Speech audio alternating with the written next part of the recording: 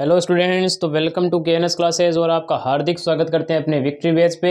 और आज अपन लेके आए हैं chapter number 07 D and F block elements का वन शॉर्ट वीडियो। इसके अंदर अपन कंप्लीट ये डी एंड एफ ब्लॉक जो चैप्टर है वो पढ़ेंगे।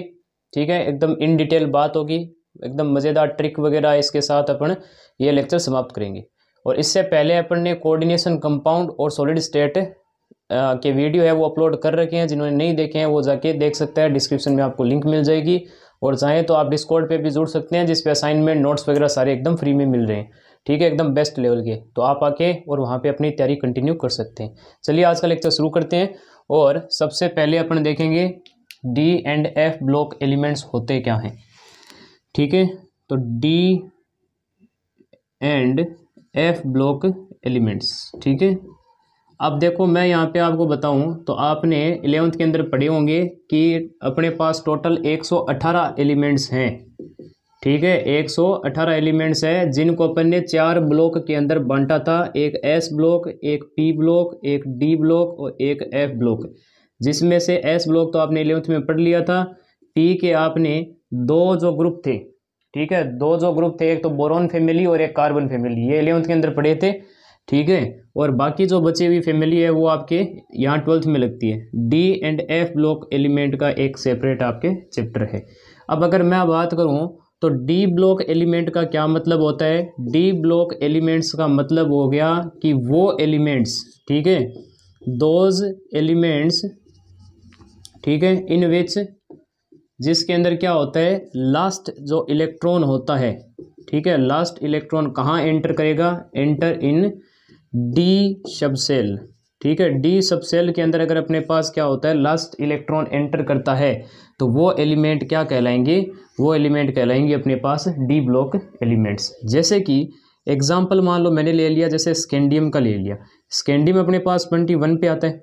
ठीक है, और इसका इलेक्ट्रॉनिक कॉन्फ़िगरेशन हो जाएगा आर्गन 4s2 और 3d के अंदर कितने इलेक्ट्रॉन आते हैं, यहाँ पे अपने पास 1 इलेक्ट्रॉन आता है। तो यानी कि लास्ट इलेक्ट्रॉन कहाँ एंटर करता है, डी के अंदर।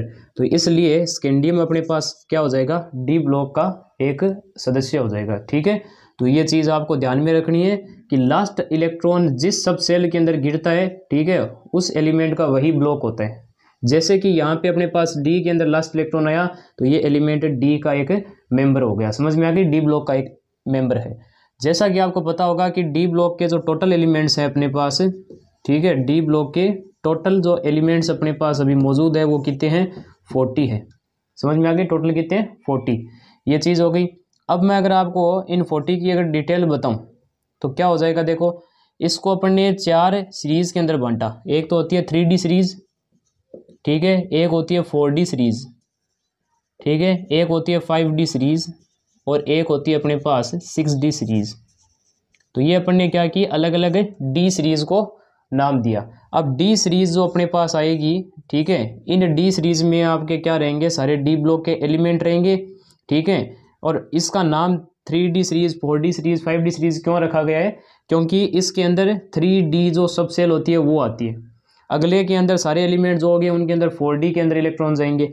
इसमें क्या होंगे, सारे के अंदर 5D के अंदर एलिमेंट्स जाएंगे और इसके अंदर सारों के अंदर 6D के एलिमेंट्स जाएंगे। जैसे कि आपको देखो यहाँ पर मैं आपको बता देता हूँ, स्कैंडियम से लेकर जिंक तक तो आपको याद होना चाहिए। ठीक है, अब भाई इतने बड़े आप 12th में हो, ठीक है, 12th में हो आप, और आपको स्कैंडियम से लेकर जिंक तक के तो एलिमेंट याद होंगे ही होंगे। समझ में आ गई ना बात ये। तो यहाँ पर आप लिखेंगे scandium, titanium, vanadium, chromium, manganese, iron, cobalt, nickel, copper और जिंक। ठीक है, ये कितने पे आता है, 21, ये 22 पे, ये 23 पे, ये 24 पे, 25, 26, 27, 28, 29 और 30। यहाँ तक तो आपको ध्यान में होना चाहिए। आगे की ट्रिक मैं आपको बता देता हूँ अगले। तो यहाँ से आप ये ट्रिक ध्यान में रख सकते हो कि यारी जरा निभाना मौत तक, रुकावट राह पे पड़ेगी आगे चढ़कर। ठीक है, ऐसे आप यहाँ पे ध्यान में रख सकते हो इसको, यारी जरा निभाना मौत तक, रुकावट राह पे पड़ेगी आगे चलकर। ये एलिमेंट आपको कौन से याद हो गए, 4D। 5D वाले कौन से हो जाएंगे, 5D वाले ये लिखो, ला हफ्ता, वरना रे उससे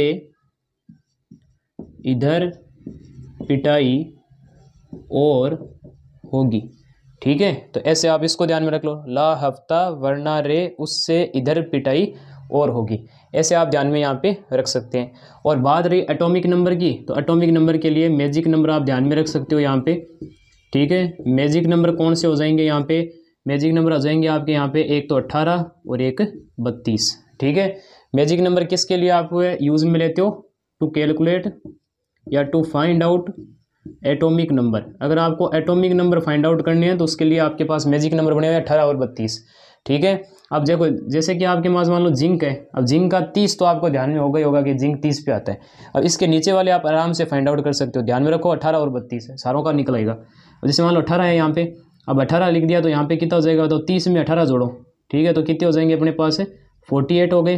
अब 48 के अंदर आप 32 जोड़ दो तो कितने हो जाएंगे अपने पास, बताओ। 8 और 2 10, 0 80 लेक, 4 और 3 7 और 1 8 80। तो 30 48 और 80 आप मैजिक नंबर ध्यान में रखो 18 और 32। ठीक है, अब यहाँ पे आप है जैसे ये लिख दिया मैंने 47। ठीक है, ये 46, ये 45 पे आ जाएगा, ये आ जाएगा अपने पास 44 पे, ये 43, ये 42, 41, 40 और ये आ जाएगा 39 पे। समझ में आ गया ना बात ये, तो ये आपको ध्यान में रखना है। ये 48 पे हो गया ना अपने पास, ऐसे चल जाएगा। ठीक है, 39 40 41 42 43 44 45 46 48 48। ठीक है, अब यहाँ पे हो गया 80, तो 80 के बाद यहाँ कौन आएगा 79, यहाँ 78, यहाँ 77, यहाँ 76, 75, 74, यहाँ आ जाएगा 73 और यहाँ आ जाएगा अपने पास क्या 72। ठीक है, 72 आ गया। अब यहाँ पे 71 मत लिखना। ठीक है, यहाँ पर अब कौन आएगा अपने पास, यहाँ आएगा 57। ठीक है, क्या आता है यहाँ पे 57 आएगा, तो इस चीज़ का आपको ध्यान में रखना है। अब 57 आ गया ना, 57 आ गया, क्यों आया, क्योंकि लेंथेनम के बाद क्या होते हैं अपने पास 14 एलिमेंट नीचे की तरफ और घिसक जाते हैं। समझ में आ गई ना मेरी बात, ये 14 एलिमेंट जो एफ ब्लॉक के होते हैं ना, वो यहाँ से क्या होते हैं आगे की तरफ घिसक जाएंगे। तो 47 ये हो गए और 14 है वो आगे की तरफ ऐसे चलेंगे। तो वहाँ पर जब एफ ब्लॉक की पहली सीरीज खत्म होगी उसके बाद अपने पास वापस यहाँ से हो जाएगा 72 73 74 75 ऐसे चलता जाएगा। समझ में आ गई। और 6D श्रेणी के अंदर अपने पास यहाँ एक्टिनियम आता है, फिर रदरफोर्ड नियम आता है, ये ऐसे चलता जाएगा, बोरियम वगैरह। ठीक है, पर अपन को 6D श्रेणी जो अपने पास 6D सीरीज है उसका अपन को इतना ज़्यादा नॉलेज ध्यान में नहीं रखना है, क्योंकि सिलेबस में आपके 3D 4D और 5D सीरीज है। 6D क्यों नहीं आती, क्योंकि यहाँ पे मैन मेड एलिमेंट्स लिखे गए हैं और लगभग क्या है यहाँ पे रेडियो एक्टिव एलिमेंट है। तो रेडियो एक्टिव एलिमेंट की वैसे भी अपन को बात नहीं करनी होती। तो 10 इसके अंदर, 10 इसके अंदर, 10 इसके अंदर और 10 इसके अंदर, तो टोटल कितने हो गए 40 एलिमेंट हो गए अपने पास। समझ में आ गई बात ये, तो ये आपको ऐसे ध्यान में रखना है। देखो आपके मैजिक नंबर यहाँ तक काम करेंगे, ध्यान में रखना। यहाँ आता है एक्टिनियम 89 पे आता है, तो ध्यान रखो यहाँ तक, इसके बाद ना आप है मैजिक नंबर लगाओ, कोई दिक्कत नहीं है। समझ में आ गई ना मेरी बात है। जैसे 86 के अंदर 18 जोड़ दो तो 44 आएगा, 44 के अंदर 32 जोड़ दो 76 आ जाएगा। ये तो ठीक है, यहाँ तक तो अपने पास कोई दिक्कत नहीं है। जैसे ये 22 पे आ गया, 22 में 18 जोड़ो। ठीक है, 22 में आप क्या जोड़ो 18 जोड़ो तो 40 आ जाएगा, 40 के अंदर आप 32 जोड़ दो तो 72 हो जाएगा। यहाँ तक तो चलेगा, पर इसमें थोड़ी गड़बड़ हो जाती है। क्यों, स्कैंडियम आ गया 21 पे, अब इसमें आप 18 जोड़ोगे, बेशक 39 आएगा, ये तो सही है, पर उसके बाद 57 आते हैं। अब वो मैजिक नंबर 32 यहाँ पे आप मत लगाना। समझ में आ गई ना बात ये, तो यहाँ आपके गड़बड़ हो सकती है, ध्यान में रखोगे आप। समझ में आ गई, तो ये आपकी गड़बड़ यहाँ पे होने वाली है, तो थोड़ा ध्यान रखिएगा। तो यहाँ पे 57 और इसका 89 ये आप ध्यान में रखो, क्योंकि इसके नीचे क्या होता है 14 एलिमेंट आगे की तरफ खिसक जाते हैं, लेंथेनॉइड और एक्टिनॉइड बनाते हैं। तो ये मैंने आपको बता दिया इसका बेसिक फंडा। कहाँ तक लगाओगे मैजिक नंबर 22 से आगे तक जितने भी एलिमेंट है। पहली को छोड़ दो, आप पहले ग्रुप को छोड़ दो, इस ग्रुप को, जो थर्ड ग्रुप होता है ना थर्ड, उसको छोड़ दो, बाकी सारे हैं वो आराम से है वो इस मैजिक नंबर में सेट हो जाएंगे। बस इनके याद रख लो यहाँ पे 57 और 89। समझ में आ गई बात ये, तो ये चीज़ हो गई। तो ये मैंने आपको बता दिए यहाँ पे एलिमेंट। अब बात आती है कि ट्रांजिशन एलिमेंट्स क्या होते हैं। ठीक है, ट्रांजिशन एलिमेंट्स क्या होते हैं। तो ट्रांजिशन एलिमेंट्स वो होते हैं जिसमें अपने पास क्या होता है डी ऑर्बिटल्स क्या होते हैं। ठीक है, डी ऑर्बिटल्स क्या होते हैं फुल फिल्ड नहीं होते। ठीक है, नॉट फुल फिल्ड। समझ में आ गई ना बात। ये ट्रांजिशन एलिमेंट का मतलब हो गया कि वो एलिमेंट जिसके डी ऑर्बिटल क्या होते हैं, पूरे नहीं भरे हुए होते हैं। समझ में आ गई ना भाई, पूरे ना भरे हुए हो ना तो वो सारे क्या होते हैं, ट्रांजिशन एलिमेंट होते हैं। जैसे कि अपने पास अगर जिंक को उठाओगे, कैडमियम को उठाओगे और मरकरी में उठाओगे तो इसके अंदर क्या होगा, 3d10 आएगा। जिंक के अंदर, कैडमियम के अंदर 4d10 आएगा और मरकरी के अंदर 5d10 आएगा। इनके देखो डी पूरे भरे हुए हैं ना, तो इस वजह से क्या होता है, जिंक, कैडमियम और मरकरी ये अपने पास क्या होते हैं, ट्रांजिशन एलिमेंट नहीं होते हैं। समझ में आ गई ना बात। ये तो ये ट्रांजिशन एलिमेंट नहीं होंगे। एक इसके नीचे का हो जाएगा। तो टोटल अपने पास यहाँ पे अगर कोई पूछे कि टोटल ट्रांजिशन एलिमेंट कितने हैं, तो पीरियोडिक टेबल के अंदर टोटल ट्रांजिशन एलिमेंट कितने हो जाएंगे, 36 हो जाएंगे। और टोटल डी ब्लॉक के एलिमेंट कितने हो जाएंगे अपने पास, 40 हो जाएंगे। समझ में आ गई ना, यहाँ तक बात है। ध्यान रखोगे, डी ब्लॉक एलिमेंट्स जिसमें लास्ट इलेक्ट्रॉन कहाँ आता है, डी सबसेल के अंदर आता है। ठीक है, टोटल एलिमेंट 40 है। ये 3D 4D 5D और 6D सीरीज आपको मैंने बता दिया ट्रिक के साथ। पहली वाली तो ऐसे याद रख लो, फिर यहाँ पे हो जाएगा यारी जरा निभाना मौत तक, रुकावट राह पे पड़ेगी आगे चढ़कर।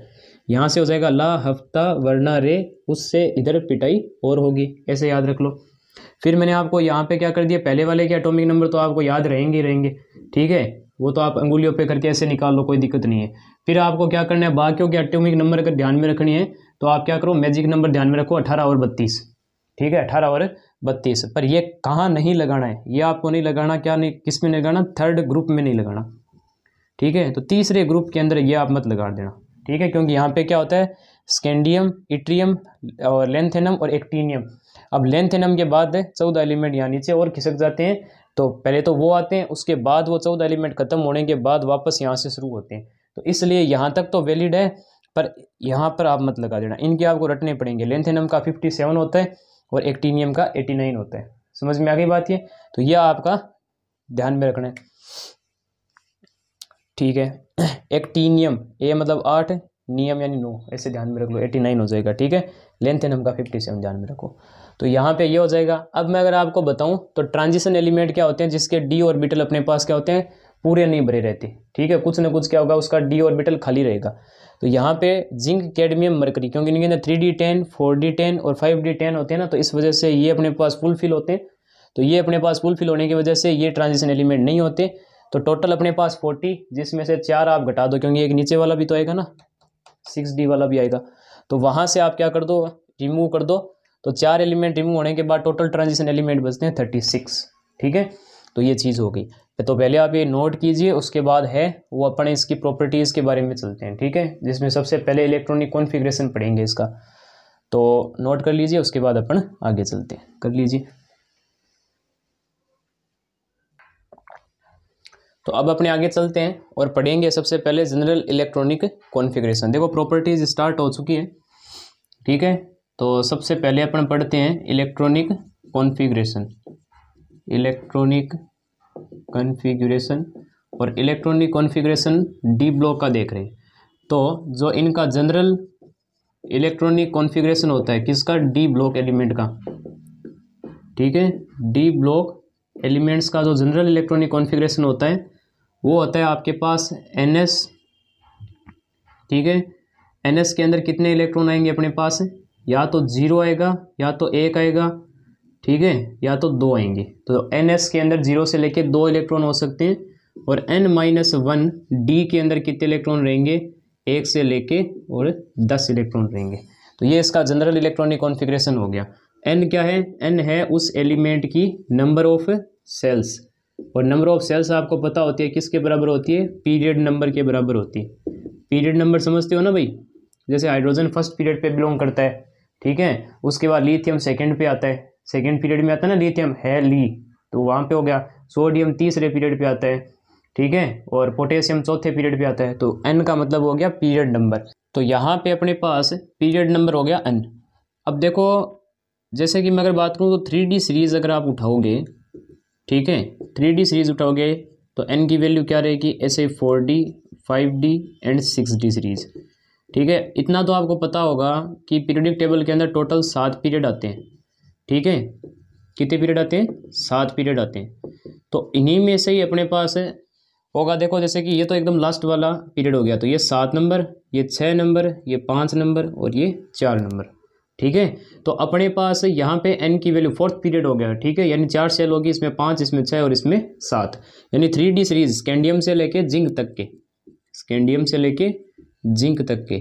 5 के अंदर क्या आ जाएगा अपने पास, 4D सीरीज के अंदर क्या आएगा, इट्रियम से लेके कहाँ तक आएगा, कैडमियम तक। और यहाँ पे क्या होगा, लेंथेनम से लेके अपने पास कौन से हो जाएंगे, लेंथेनम से लेके अपने पास कौन से हो जाएंगे, वही आता है ना ला हफ्ता वरना रे, इधर उससे पिटाई और होगी। ठीक है, यानी मरकरी तक। और उसके बाद अपने पास यहाँ पे क्या हो जाएगा, एक्टीनियम से ला के और लास्ट 118 तक का जो एलिमेंट है। समझ में आ गई भाई बात ये, तो यहाँ से आप यहाँ पे कर सकते हो। अब देखो इसमें क्या आएगा अपने पास, NS इसी हिसाब से बिठाओ, NS 0 से लेके 2 तक, तो n की वैल्यू 4 रखो, यानी 4s के अंदर या तो 0 या तो 1 या तो 2 इलेक्ट्रॉन आएंगे। और 4 - 1 यानी 3D, तो 3D के अंदर 1 से लेके 10 तक इलेक्ट्रॉन आएंगे। ऐसे इसके अंदर कर दो 5s के अंदर 0 से 2, 4D के अंदर 1 से 10। ठीक है, ऐसे इसके अंदर कर दो 6x के अंदर 0 से लेके 2, और 5D के अंदर कितने आएंगे अपने पास, 5D के अंदर 1 से 10 तक। और ऐसे इसके अंदर कर दो अपने पास 7s में कितने आएंगे, 0 से लेके 2, और 6D के अंदर 1 से लेके 10 तक आएंगे। समझ में आ गई। अब देखो आप कंफ्यूज कहाँ होगे, देखो यहाँ तक तो आपको समझ में आ गया, कंफ्यूज आप कहाँ होगे, डी के अंदर तो इलेक्ट्रॉन भर दोगे, पर आपको दिक्कत आएगी जब आप एस में भरोगे, क्योंकि एस में या तो 0 आएगा या तो 1 या तो 2 इलेक्ट्रॉन आएंगे। ठीक है, तो अब मैं आपको बताता हूँ पहले एक वाले का। ठीक है, कि एक किसके अंदर आएगा। देखो S1 वाले जो एलिमेंट्स हैं उसके लिए ट्रिक याद में रखो, NCC में, ठीक है, तेरी रिपोर्ट आएगी। ठीक है, रिपोर्ट आएगी, ऐसे ध्यान में रख लो, NCC में तेरी रिपोर्ट आएगी। रिपोर्ट में डबल R लगाना है। ठीक है, N का मतलब तो हो गया नायोबियम, NB। इस C का मतलब हो गया क्रोमियम, और अगले C का मतलब हो गया कॉपर। में M का मतलब हो गया मोलिब्डेनम, इसमें हो गया अपने पास क्या, टेक्नीशियम। R का मतलब हो गया रुथेलियम, और अगले R का मतलब हो गया रोडियम। इस A का मतलब हो गया सिल्वर, और अगले A का मतलब हो गया गोल्ड। यानी कि niobium, chromium, copper, molybdenum, technetium, ruthenium, rhodium. ठीक है, और अपने पास सिल्वर एंड गोल्ड, इनके क्या होते हैं अपने अंदर, S के अंदर कितने इलेक्ट्रॉन आएंगे, 1 इलेक्ट्रॉन आएगा। समझ में आ गई ना मेरी बात, ये इसमें कितने आएंगे, 1 इलेक्ट्रॉन आएंगे। एक एग्जांपल दिखा देता हूँ मैं, जैसे क्रोमियम मैंने उठा लिया, अब क्रोमियम कितने पे आता है, scandium, titanium, vanadium, chromium, choice पे आता है।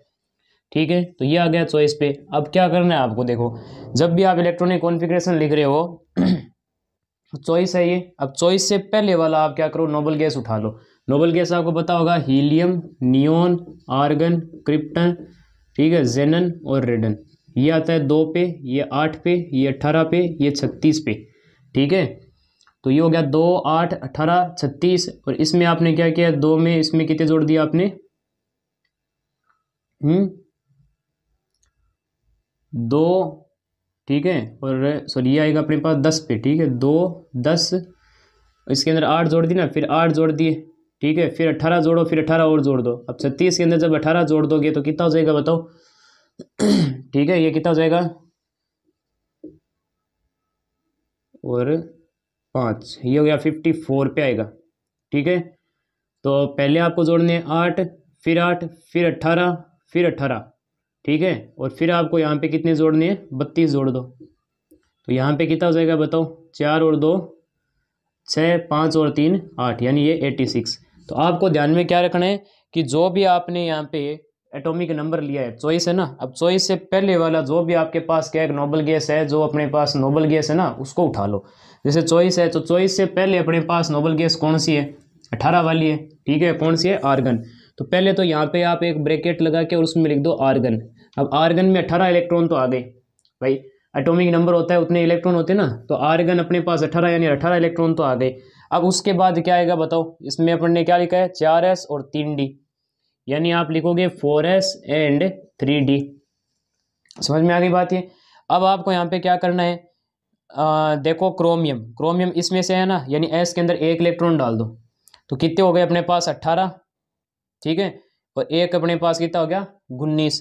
तो अब कितने बचे बताओ, 20, 21, 22, 23, 24, 5 इलेक्ट्रॉन और बच गए, तो 5 इसमें डालोगे आप। ऐसे आपको क्या करना है, इलेक्ट्रॉनिक कॉन्फ़िगरेशन लिखना है। जैसे मान लो कॉपर का लिखना है, तो कॉपर कितने पे आता है, कॉपर आता है 29 पे, ठीक है।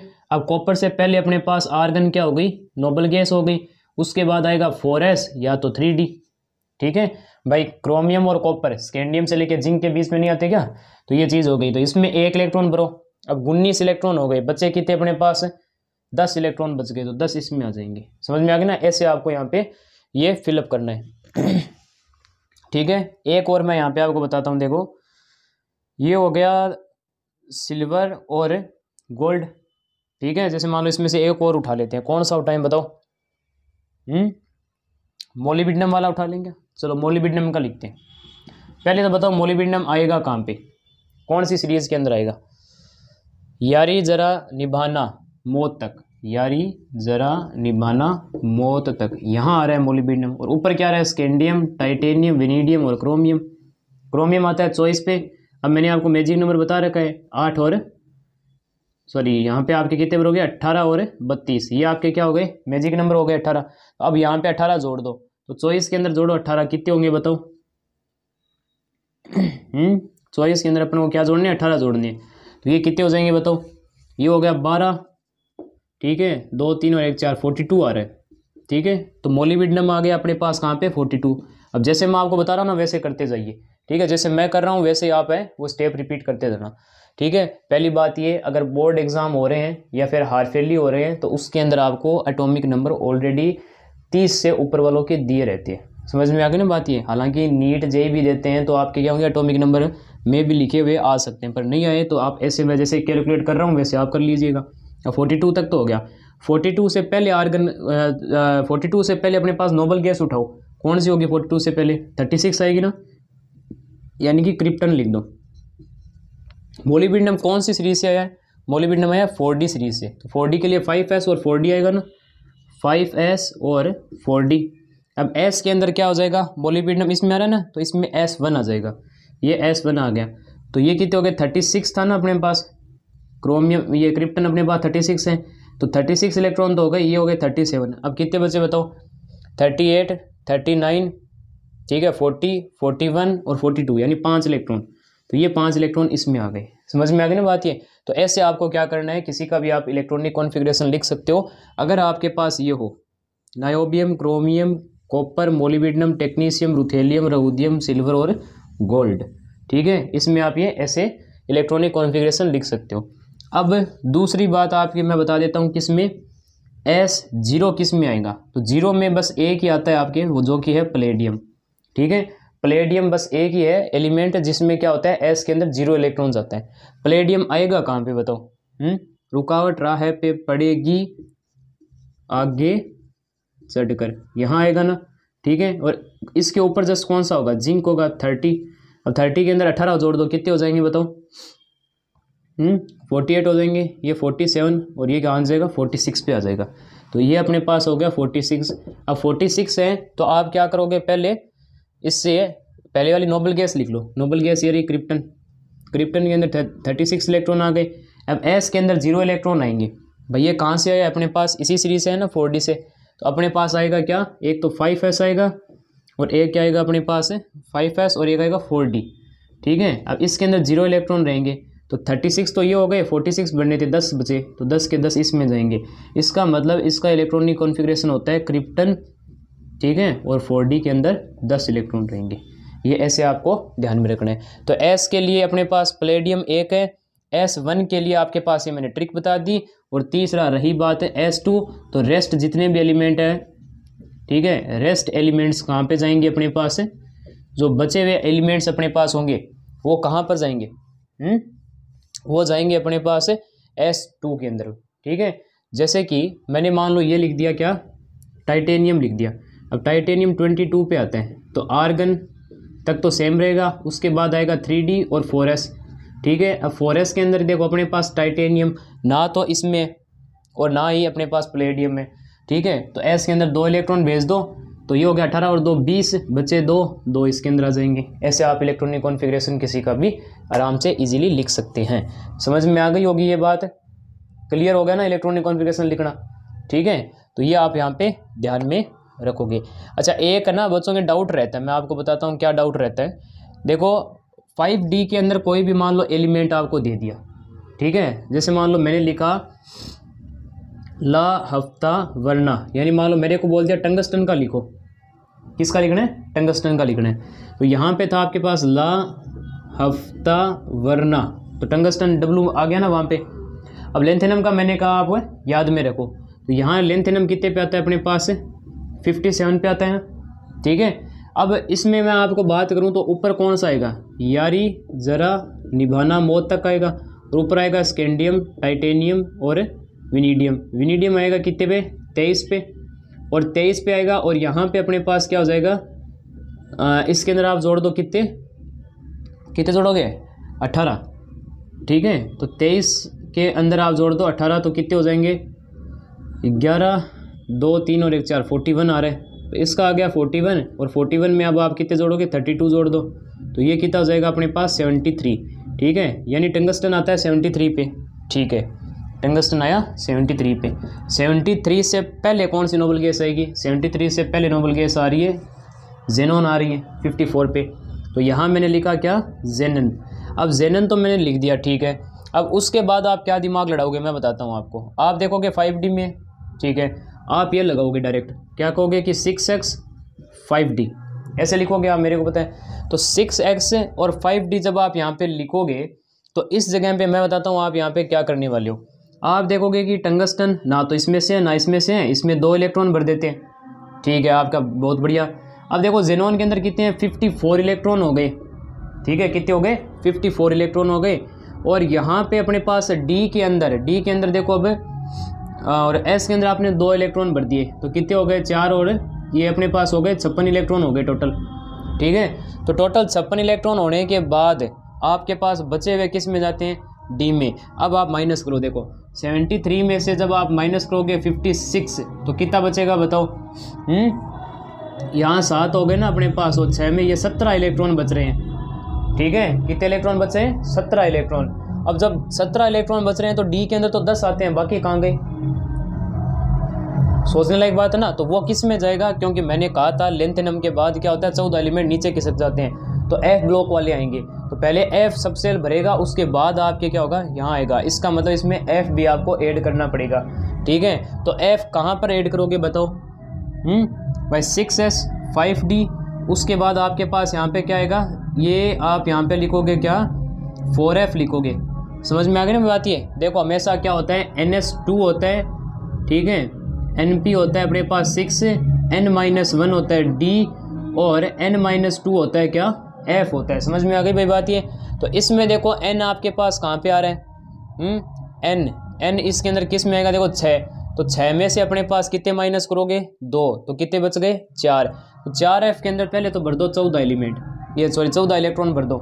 समझ में आ गई ना बात ये, 14 इलेक्ट्रॉन भरो, क्योंकि f वाले के अंदर पहले वहाँ तक जब 14वां एलिमेंट लेंथेनॉइड का भरेगा, उसके बाद आपके वापस D भरना स्टार्ट होता है। तो पहले f भर के आता है, तो 4f के अंदर 14 इलेक्ट्रॉन तो हो गए। अब 14 वहाँ से निकाल दो, कितने बच गए अपने पास हैं, 14 बच गए, 15, 16 और 17, 3 इलेक्ट्रॉन बचे। अब 3 इसके अंदर डाल दो। तो ऐसे लिखना है आपको इलेक्ट्रॉनिक कॉन्फ़िगरेशन यहाँ पे, किस में स्पेशली आपको ध्यान रखना है, 5D के अंदर, ठीक है। 5D में जब भी आप देखो नॉर्मल जैसे लिख रहे थे वैसे लिख देना, नॉर्मल जैसे लिख रहे थे वैसे लिख देना, पर पहले आप क्या करोगे, 4f के अंदर 14 इलेक्ट्रॉन और साथ में डालोगे।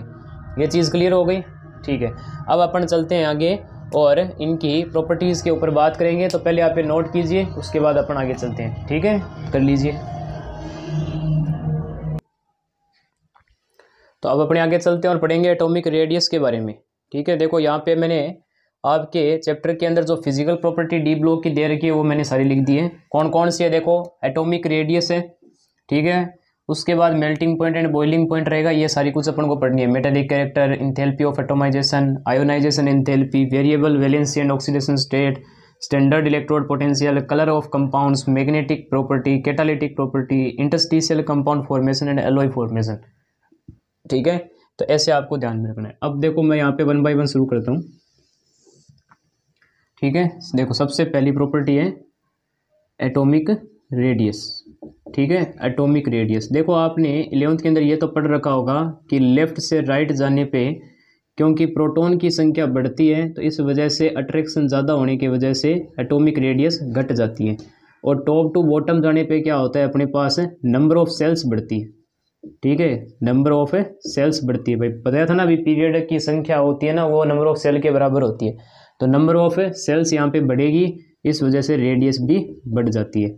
अब देखो जैसे कि इसमें आपके जो एक्सेप्शन हैं, ठीक है, 2 एक्सेप्शन दे रखे हैं। सबसे पहला तो है आपके पास पीरियड का, और पीरियड के अंदर इन्होंने क्या दे रखा है, देखो इन्होंने कहा scandium, titanium, vanadium, chromium, manganese, iron, cobalt, ठीक है, निकल, कॉपर एंड जिंक। ठीक है, यानी 21 से लेके 30 तक के एलिमेंट की अगर मैं बात करूं यहाँ पे, ठीक है, तो शुरुआत में जब आप यहाँ चलते हो तो यहाँ पे क्या होता है, देखो यहाँ पे ये होता है कि जो इलेक्ट्रॉन एंड जो न्यूक्लियस का जो अट्रैक्शन होता है ना, ठीक है, वो क्या होता है, ज़्यादा होता है, जबकि इलेक्ट्रॉन इलेक्ट्रॉन का रिपल्सन जो होता है वो कम होता है। समझ में आ गई ना मेरी बात ये, क्योंकि डी सबसेल आप देखोगे, डी ये सबसेल होती है जिसके अंदर 5 अपने पास ऐसे बॉक्सेस बने होते हैं और आप ऐसे इलेक्ट्रॉन भरते हो। तो शुरुआत में क्या होगा, क्रोमियम या मैंगनीज तक अपने पास क्या होगा, ये पूरा भरेगा नहीं, ठीक है, पूरा भरेगा नहीं। तो यहाँ पे क्या होगा, इलेक्ट्रॉन के बीच में थोड़ा रिपल्सन कम रहेगा, ठीक है, और न्यूक्लियस का अट्रैक्शन ज़्यादा हो जाएगा, क्योंकि इलेक्ट्रॉन क्या करेगा, न्यूक्लियस के द्वारा क्या होगा, अट्रैक्ट होगा, ठीक है, और वहाँ इलेक्ट्रॉन आपस में रिपल्सन कर रहे होंगे। तो शुरुआत में तो क्या होता है कि इलेक्ट्रॉन न्यूक्लियस का जो अट्रैक्शन होता है वो ज़्यादा होता है, और इलेक्ट्रॉन इलेक्ट्रॉन का रिपल्सन क्या होता है, कम होता है। तो यहाँ पे इस वजह से क्या होता है, तो ओवरऑल कौन जीत गया, अट्रैक्शन जीता ना, तो अट्रैक्शन जीत गया तो इलेक्ट्रॉन थोड़े पास में आ जाएंगे, पास में आएंगे तो साइज डिक्रीज हो जाएगा। तो यहाँ पे क्या हो जाएगा, अपने पास साइज क्या होता है, डिक्रीज हो जाता है। फिर आप जैसे यहाँ पे मैंगनीज से लगभग निकल तक जाओगे तो यहाँ पे क्या होता है कि जो इलेक्ट्रॉन न्यूक्लियस का जो अट्रैक्शन होता है, ठीक है, वो लगभग बराबर हो जाता है किसके, इलेक्ट्रॉन के रिपल्सन के। ये दोनों एक दूसरे के बराबर हो जाएंगे लगभग। जैसे मान लो यहाँ इलेक्ट्रॉन अब भरने स्टार्ट किया आपने, तो क्या हो गया, इलेक्ट्रॉन की संख्या वहाँ पे बढ़ गई, ठीक है। अब मान लो क्या है कि उन 7-8 इलेक्ट्रॉनों को क्या कर रहा है, न्यूक्लियस यहाँ पे अट्रैक्ट कर रहा होगा, और वहाँ पे जो अपने पास 7-8 है वो वहाँ पे झगड़ रहे होंगे, ठीक है, रिपल्सन हो रहा होगा उनके अंदर एकदम तकड़ा। तो वहाँ पे क्या हो गया, इलेक्ट्रॉन न्यूक्लियस का जो अट्रैक्शन है वो लगभग बराबर हो जाता है इलेक्ट्रॉन के रिपल्सन के, ठीक है। तो यहाँ पे क्या होती है, साइज होती है वो क्या रहती है, कॉन्स्टेंट रह जाती है, यानी इंक्रीज या डिक्रीज नहीं होती। तो यहाँ पे तो डिक्रीज नहीं हुई। और लास्ट में जब आप निकल से जिंक तक जाओगे तो यहाँ आप देखोगे कि इलेक्ट्रॉन का जो रिपल्सन होता है वो तो हो गया ज़्यादा, और न्यूक्लियस इलेक्ट्रॉन का अट्रैक्शन कम पड़ जाता है। अब मान लो वहाँ पे क्या है कि 9-10 इलेक्ट्रॉन है वो आपस में वहाँ पे रिपल्सन कर रहे हैं एकदम तगड़ा, ठीक है, और न्यूक्लियस अब उनको हैंडल नहीं कर पा रहा, तो उतना अट्रैक्शन अब नहीं रहेगा, ज़्यादा क्या हो जाएगा, रिपल्सन होगा। तो एक इलेक्ट्रॉन दूसरे इलेक्ट्रॉन को दूर धकेलेगा तो क्या हो जाएगा, इलेक्ट्रॉन एक दूसरे से दूर जाएंगे तो लास्ट जो सबसेल होगी ना उसका भी आकार क्या हो जाएगा, बढ़ जाएगा। तो इस वजह से अपने पास क्या हो जाएगा, यहाँ पे साइज बढ़ जाएगा। अब यहाँ साइज बढ़ा है तो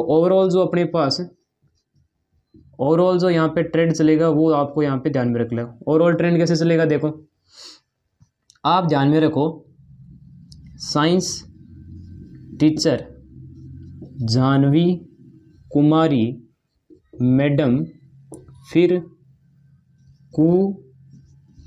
ठीक है, को नी, ठीक है, ऐसे याद रख लो, साइंस टीचर जानवी कुमारी मैडम, फिर को, ठीक है, ऐसे ध्यान में रख लो, को नी, ऐसे ध्यान में रखो, ठीक है, साइंस टीचर जानवी कुमारी मैडम, फिर को नी, ऐसे ध्यान में रख लो, ठीक है, हो गए ना, 1 2 3 4 5 6 7 8 9 और 10 एलिमेंट हो गए।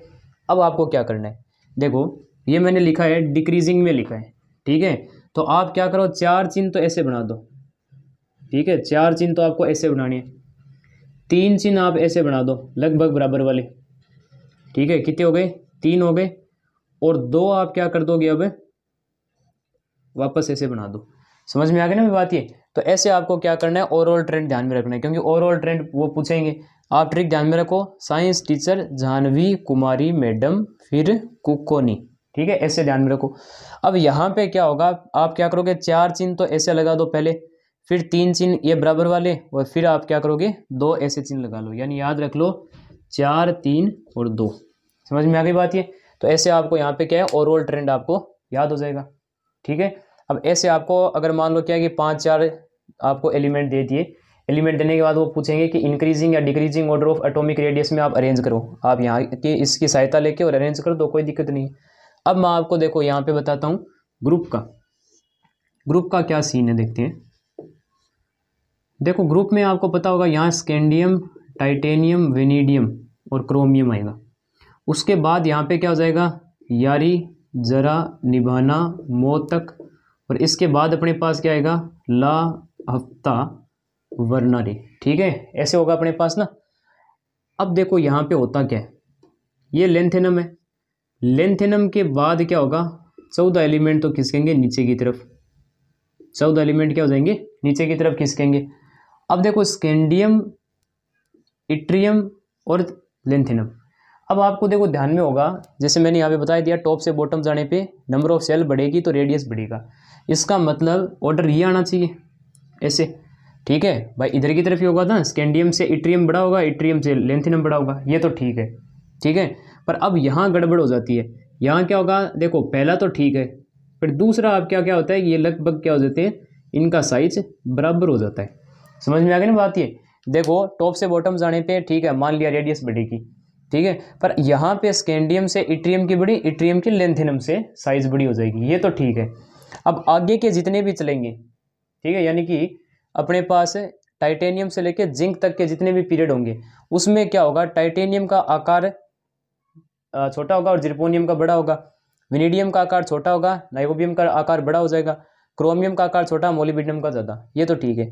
पर जिरकोनियम हाफनियम का बराबर, नाइओबियम और टेंटियम का बराबर हो जाएगा, और मोलिब्डेनम और टंगस्टन का लगभग बराबर हो जाएगा। ये क्यों होता है, ये होता है अपने पास देखो लेंथेनम के बाद क्या होगा, 14 एलिमेंट खिसकेंगे, इसमें आपके क्या आएगा, देखो लेंथेनम अपने पास कौन सी सीरीज से आ गया, ये 3D 4D 5D सीरीज से, तो 5D आएगा।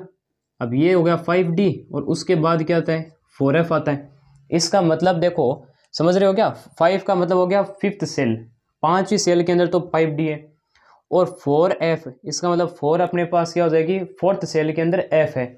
F का पुअर शील्डिंग इफेक्ट होता है, F का क्या होता है, पुअर शील्डिंग इफेक्ट होता है। देखो अगर मैं आपको बताऊं तो यहाँ पे पहला, दूसरा, तीसरा, चौथा और पांचवा, ये मैंने सेल बना दिए।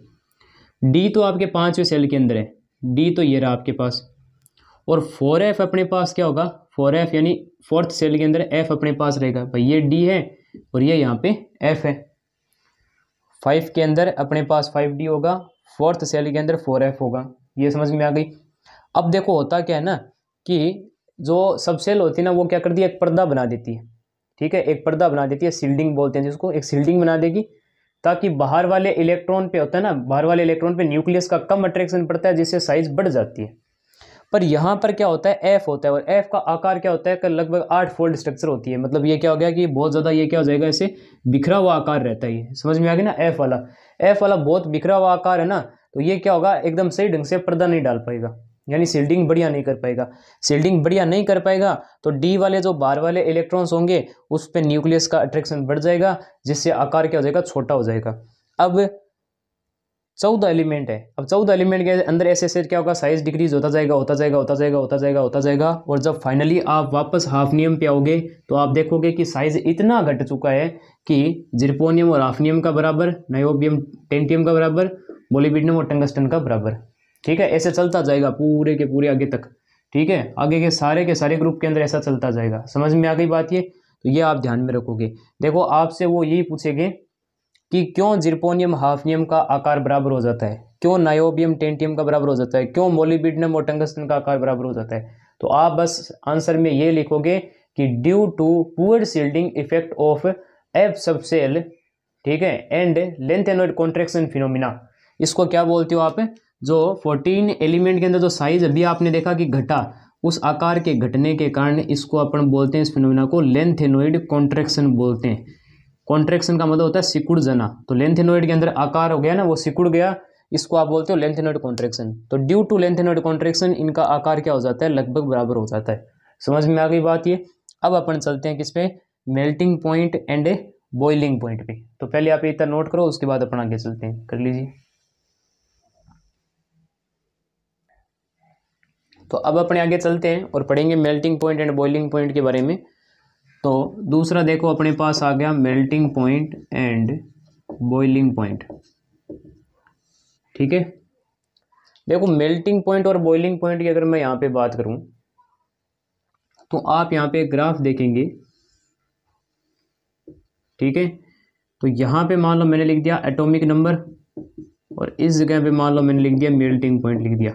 ठीक है, तो आप देखते हो कि यहाँ पे आपके पास कुछ ऐसा ग्राफ आता है।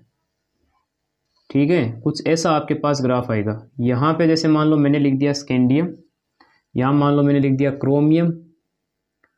ठीक है, यहाँ पर मान लो मैंने लिख दिया मैंगनीज, यहाँ आयरन लिख दिया और इस जगह मान लो जिंक लिख दिया। ठीक है, अब मेरी बात सुनना, अगर कोई भी आपके पास एलिमेंट है, ठीक है, और उसका क्या है कि डी ऑर्बिटल क्या है, अगर खाली है, डी ऑर्बिटल अगर आपके पास वैकेंट है तो क्या होगा, डी ऑर्बिटल अगर आपके पास मान लो खाली है और कुछ इलेक्ट्रॉन उसके अंदर भरे हुए हैं। ठीक है, कुछ अगर इलेक्ट्रॉन आपके पास यहाँ पे क्या, जैसे मान लो मैंने ये 2 इलेक्ट्रॉन यहाँ पे लिख दिए, 2 इलेक्ट्रॉन लिख दिए। अब होगा क्या कि जैसे ही आप इसको हीट करना शुरू करोगे, मेल्टिंग पॉइंट या बॉइलिंग पॉइंट का क्या मतलब होगा, पहले पिघलाओगे। तो कब पिघलेगा वो मेल्टिंग पॉइंट, तो मैं आपको बताऊं, तो जैसे मान लो आपने अभी हीट देना इस एलिमेंट को शुरू किया, तो ये हीट क्या करेगा, ये इलेक्ट्रॉन लेगा, ये इलेक्ट्रॉन क्या करेगा, इस हीट को ले लेगा और इस हीट से क्या करेगा, वो आगे जंप कर जाएगा। ऐसे क्या होगा, कुछ हीट यहाँ से आएगी तो ये इलेक्ट्रॉन लेके और इसमें जंप कर जाएगा। ठीक है, तो ऐसे क्या हो जाएगा, इलेक्ट्रॉन जंप करता रहेगा और फिर क्या होगा, वापस अपने सेल में आएगा तो कुछ क्या कर देगा, एनर्जी को रिलीज करता रहेगा। तो ऐसे करते करते करते करते क्या हो जाएगा, आप और हीट बढ़ाओगे। ठीक है, आप और हीट फिर बढ़ाओगे तो फिर क्या हो जाएगा अपने पास, वो मतलब ज़्यादा ये है कि इलेक्ट्रॉन उधर से उधर, उधर से उधर नहीं हो पाएंगे। तो आपके क्या हो जाएगा, फाइनली जब एकदम ऐसा टेम्परेचर आ जाएगा कि अब है वो क्या हो जाएगा, वो एलिमेंट पिघलना शुरू हो जाएगा।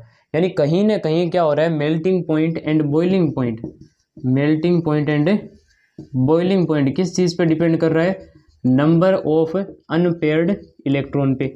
तो जो अनपेयर्ड इलेक्ट्रॉन, देखो पेयर्ड वाले तो नहीं जाएंगे, अनपेयर्ड वाले हैं, वो इलेक्ट्रॉन क्या करेंगे, जंप करते रहेंगे। ठीक है, तो जब जब ये क्या करेंगे, जंप करेंगे, तो जंप करते समय क्या हो जाएगा अपने पास, ये साथ में एनर्जी को लेते रहेंगे, वापस देते रहेंगे। तो इस वजह से उनका क्या हो जाएगा, मेल्टिंग पॉइंट और बॉइलिंग पॉइंट उनका बढ़ जाएगा। जैसे कि यहाँ देखो स्कैंडियम में एक अनपेयर्ड है, फिर ऐसे चलते जाओ चलते जाओ चलते जाओ चलते जाओ चलते जाओ, क्रोमियम, क्रोमियम पे अपने पास क्या हो रहा है, देखो क्रोमियम के बाद शार्पली क्या हो रहा है, मेल्टिंग पॉइंट वापस डिक्रीज हो रहा है। क्यों हो रहा है वो भी बताएंगे। यहाँ तक तो समझ में आ गया ना, स्कैंडियम से लेके क्रोमियम तक, स्कैंडियम से लेके क्रोमियम तक नंबर ऑफ अनपेयर्ड इलेक्ट्रॉन बढ़े, नंबर ऑफ अनपेयर्ड इलेक्ट्रॉन बढ़ने से उनका मेल्टिंग पॉइंट और बॉइलिंग पॉइंट भी बढ़ रहा है। ये चीज़ तो क्लियर हो गई। अब अगर मैं बात करूँ तो आप एक चीज़ का ध्यान रखो, half filled and full filled, half filled and full filled जो सबसेल्स होती है उनका क्या होता है अपने पास, melting point and boiling point क्या होता है, लो होता है। क्यों होता है, क्योंकि हाफ फील्ड और फुल फील्ड क्या है अपने पास, स्टेबल है। तो कोई अपनी स्टेबिलिटी क्यों छोड़ेगा, अगर कोई स्टेबल चीज़ है और उसके अंदर मान लो 5 इलेक्ट्रॉन आराम से मान लो बैठे हुए हैं, डी के अंदर 5 इलेक्ट्रॉन आराम से बैठे हुए हैं, उनको स्टेबिलिटी मिल चुकी है, क्योंकि हाफ फील्ड और फुल फील्ड क्या होते हैं, ज़्यादा स्टेबल होते हैं। अब हाफ फील्ड और फुल फील्ड जो डी ऑर्बिटल है अपने पास, ठीक है, वो अपनी अरेंजमेंट खराब करके खुद में अनस्टेबिलिटी थोड़ी लेंगे। तो आप थोड़ा बहुत हीट करोगे तो इलेक्ट्रॉन वो हीट लेंगे नहीं लेंगे, तो उस हीट से फिर वो क्या हो जाएगा, एलिमेंट मेल्ट हो जाएगा या फिर बॉयल हो जाएगा। तो ऐसे अपने पास यहाँ पे आप देख सकते हो। तो इस वजह से क्या हुआ, क्रोमियम में अपने पास क्या हुआ, क्रोमियम में तो ये हुआ कि अपने पास और मैंगनीज, क्रोमियम और मैंगनीज में देखो यहाँ पे क्या रहा है, एकदम शार्पली क्या हो रही है, जो लाइन है वो ऐसे डिक्रीज होती हुई आ रही है। क्यों आ रही है, क्योंकि क्रोमियम और मैंगनीज के अंदर क्या होते हैं अपने पास, डी सबसेल कंप्लीटली फिल्ड होती है। अब डी सेल कंप्लीटली फिल्ड है तो इनका मेल्टिंग पॉइंट और बॉइलिंग पॉइंट गिर जाएगा। अब जैसे ही आप यहाँ पे वापस चलोगे तो वापस जाते समय क्या हो जाएगा अपने पास, जब ऊपर की तरफ ये देखो थोड़ी बहुत लाइन वापस ऊपर गई है, क्योंकि अब वापस इलेक्ट्रॉन क्या होंगे, फिल होना शुरू हो जाएंगे। ठीक है भाई, अगर आप यहाँ पे देखोगे, जैसे मान लो 5 इलेक्ट्रॉन तो आपने भर रखे थे, 5 इलेक्ट्रॉन आते हैं क्या हो गया, इसका मेल्टिंग पॉइंट है वो डिक्रीज कर गया, क्योंकि ये स्टेबल हो गया। अब जैसे अगले एलिमेंट में आप देखोगे कि वापस है वो यहाँ पे इलेक्ट्रॉन अब पेयरिंग करना शुरू कर दिया, तो पेयरिंग शुरू होने से अपने पास क्या होगा बताओ, है, पेयरिंग हो गई। अब देखो वापस अनपेयर्ड इलेक्ट्रॉन क्या हो जाएंगे, डिक्रीज होते जाएंगे। तो जैसे ही आयरन के बाद आप चलोगे तो आयरन में क्या होगा, एक इलेक्ट्रॉन यहाँ आएगा, फिर आगे क्या हो जाएंगे unpaired electron, number of unpaired electron क्या हो जाएंगे, कम होंगे। तो कम होंगे तो मेल्टिंग पॉइंट डिक्रीज करेगा। तो ये भी देखो यहाँ पे क्या हो गया, डिक्रीज होती हुई लाइन आ रही है। और जिंक का कम क्यों हो गया, क्योंकि जिंक क्या होता है, फुल फील्ड रखता है। समझ में आ गई होगी ये बात। तो ऐसे melting point and boiling point आप यहाँ पे लिख सकते हैं। अब आ जाओ अपने आगे और पढ़ते हैं मेटालिक कैरेक्टर। देखो डी जो आपके ब्लॉक के एलिमेंट हैं सारे के सारे मेटल हैं, मेटेलिक कैरेक्टर उनके अंदर पाया जाता है क्योंकि उनके अंदर क्या होती है, अपने पास लो आयोनाइजेशन एंथैल्पी होती है। Low ionization enthalpy, ionisation enthalpy जितनी कम होगी इलेक्ट्रॉन है वो उसमें से ज़्यादा जल्दी बाहर निकल सकेगा और ज़्यादा आसानी से बाहर निकलेगा। यानी जो एलिमेंट इलेक्ट्रॉन देते हैं वो क्या होते हैं, मेटल होते हैं। तो मेटालिक कैरेक्टर भी उनका क्या हो जाएगा, बढ़ जाएगा। फिर आते हैं enthalpy of atomization. Enthalpy of atomization क्या हो गई, वो हीट या वो हीट एनर्जी जो आप किसी भी मेटल को जब देते हो तो उसके एक एक एटम क्या हो जाते हैं, सेपरेट हो जाते हैं। तो उस हीट को आप क्या बोलते हो, हीट ऑफ एटोमाइजेशन। जैसे कि देखो मैं आपको बताता हूँ कि मान लो कि मेरे पास यहाँ पे कोई एक मेटल की शीट पड़ी हुई है, ठीक है, मेरे पास मेटल की शीट पड़ी हुई है और इसमें ये एटम होंगे सारे। ऐसे मान लो अपने पास क्या है, ये एटम है। समझ में आ गई बात ये। अब मान लो मैं इसको क्या कर रहा हूँ कि लगातार इसको हीट किए जा रहा हूँ, ठीक है, और ये एटम मान लो मेरे पास सारे के सारे आयरन के हैं। जब मैंने इसको 1200 जूल एनर्जी दी तब मान लो यहाँ पे क्या कि सभी एटम क्या हो गए, अलग अलग हो गए, ठीक है। तो ये जो 1200 जूल है ना, ये जो एनर्जी आपको लगी है हर एक एटम को अलग अलग, मतलब इस शीट में से एक एक एटम को आपने अलग कर दिया। तो इस हीट को आप क्या बोलोगे, हीट ऑफ एटोमाइजेशन बोलोगे या फिर इंथैल्पी ऑफ एटोमाइजेशन बोलोगे। समझ में आ गई भाई बात ये। तो ये आपको ध्यान में रखना है कि हीट ऑफ एटोमाइजेशन क्या होती है। जैसे कि अब देखो अपने पास क्या है कि 5वां, ठीक है, जो ग्रुप है वहाँ तक तो क्या होता है, हीट ऑफ एटोमाइजेशन बढ़ती है, ठीक है, पर उसके बाद इसका कोई रेगुलर ट्रेंड नहीं है। समझ में आ गई ना बात। ये रेगुलर ट्रेंड का क्या मतलब हो गया कि जैसे कि अपने पास उसमें एक रेगुलर ट्रेंड था एटॉमिक रेडियस में, पर उसके बाद इसका कोई मतलब रेगुलर ये है कि ट्रेंड नहीं है। जैसे कि अपने पास ये आप मान सकते हो कि एटम आपको अलग अलग दे दिए और आपको बोला कि हीट ऑफ एटोमाइजेशन में इसका क्या करो, अरेंजमेंट करो।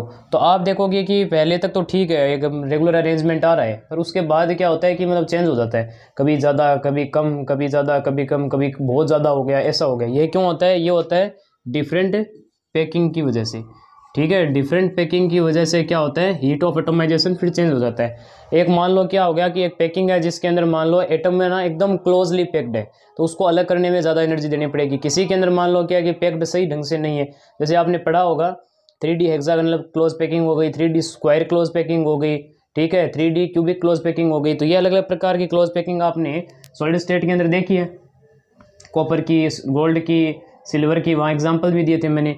तो यहाँ पे क्या होता है, इस वजह से होता है कि 5वें पीरियड तक तो ठीक है, अपने पास रेगुलर ट्रेंड चलता रहता है, मतलब ये है कि इंक्रीज होता रहता है, पर बाद में क्या होता है, 5वें के बाद डिफरेंट पैकिंग की वजह से हीट ऑफ एटोमाइजेशन का कोई रेगुलर ट्रेंड नहीं आता। अब आते हैं बात किस पे, आयोनाइजेशन इंथैल्पी पे। अब आयोनाइजेशन इंथैल्पी क्या होती है, लास्ट सेल में से एक इलेक्ट्रॉन निकालने के लिए, लास्ट सेल में से एक इलेक्ट्रॉन निकालने में जो एनर्जी लगती है उसको आप क्या बोलते हो, आयोनाइजेशन इंथैल्पी बोलते हो। समझ में आ गई बात ये।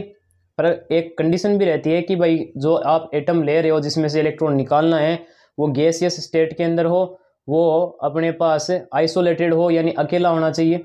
समझ में आ गई ना भाई बात ये। आयोनाइजेशन सॉरी आइसोलेटेड का क्या मतलब हो गया कि अकेला एटम होना चाहिए, ठीक है। ये आप 11th के अंदर पढ़ के आ चुके हो, गैसियस एटम होना चाहिए, न्यूट्रल एटम होना चाहिए। तो ये सारी कुछ उसकी कंडीशन होती है, तो उसको आप आयोनाइजेशन इंथैल्पी बोलते हो। समझ में आ गई बात ये, ठीक है। अब मैं आपको बताऊं तो आयोनाइजेशन इंथैल्पी जो होती है वो इन्वर्सली प्रोपोर्शनल होती है, किसके, साइज के। अगर साइज आपका क्या होगा, छोटा होगा तो आयोनाइजेशन इंथैल्पी ज़्यादा होगी। और अभी आप पढ़ के आए हो कि 3D सीरीज, 4D सीरीज और 5D सीरीज, ऊपर से नीचे जब जाओगे तो साइज क्या होगा अपने पास, बढ़ेगा। उसकी वजह से आयोनाइजेशन एंथैल्पी क्या हो जाएगी अपने पास, डिक्रीज करेगी। आयोनाइजेशन एंथैल्पी डिक्रीज करेगी। अब आयोनाइजेशन एंथैल्पी ठीक है डिक्रीज करेगी, तो 3D सीरीज की आयोनाइजेशन एंथैल्पी क्या हो जाएगी, 4D से ज़्यादा हो जाएगी। पर 5D की अगर बात करो ना तो 5D की क्या होती है 4D से ज़्यादा होती है, ध्यान रखना। समझ में आ गई? ऐसा क्यों होता है? बस वही लेंथेनॉइड कॉन्ट्रैक्शन। तो लेंथेनॉइड कॉन्ट्रैक्शन की वजह से क्या होता है 5D का क्या होता है साइज डिक्रीज हो जाता है। साइज 5D का एलिमेंट के साइज डिक्रीज होने की वजह से साइज कम हुआ तो आयोनाइजेशन एंथैल्पी बढ़ जाती है।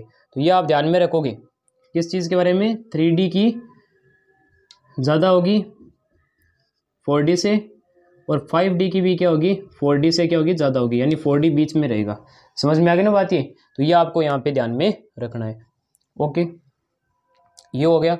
अब अगर मैं बात करूँ तो फुलफिल जो डी ऑर्बिटल्स होते हैं वो क्या होते हैं बहुत ज़्यादा स्टेबल होते हैं, मोर स्टेबल होते हैं, सबसे ज़्यादा स्टेबल होते हैं। इसलिए उनमें से क्या हो गया इलेक्ट्रॉन निकालना बहुत कठिन होता है। जैसे कि आपके पास ये है मरकरी रह गया, कैडमियम हो गया और जिंक हो गया।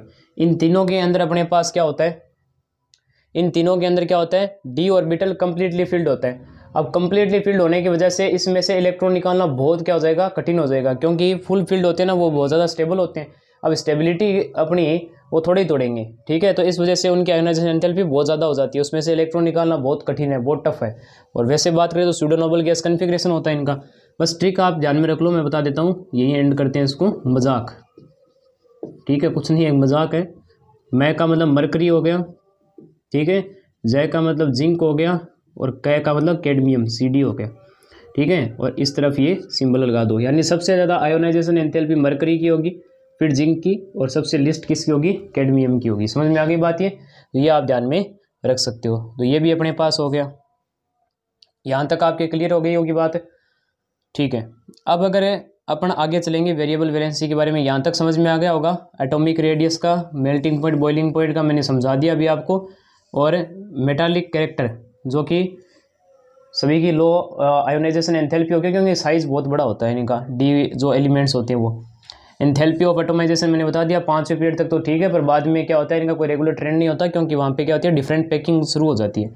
आयोनाइजेशन एंथैल्पी की अगर बात करूँ तो यहाँ पे क्या होता है कि 5D का जो अपने पास आयोनाइजेशन एंथैल्पी होती है ना वो 4D से ज़्यादा हो जाती है ड्यू टू लेंथेनॉइड कॉन्ट्रैक्शन।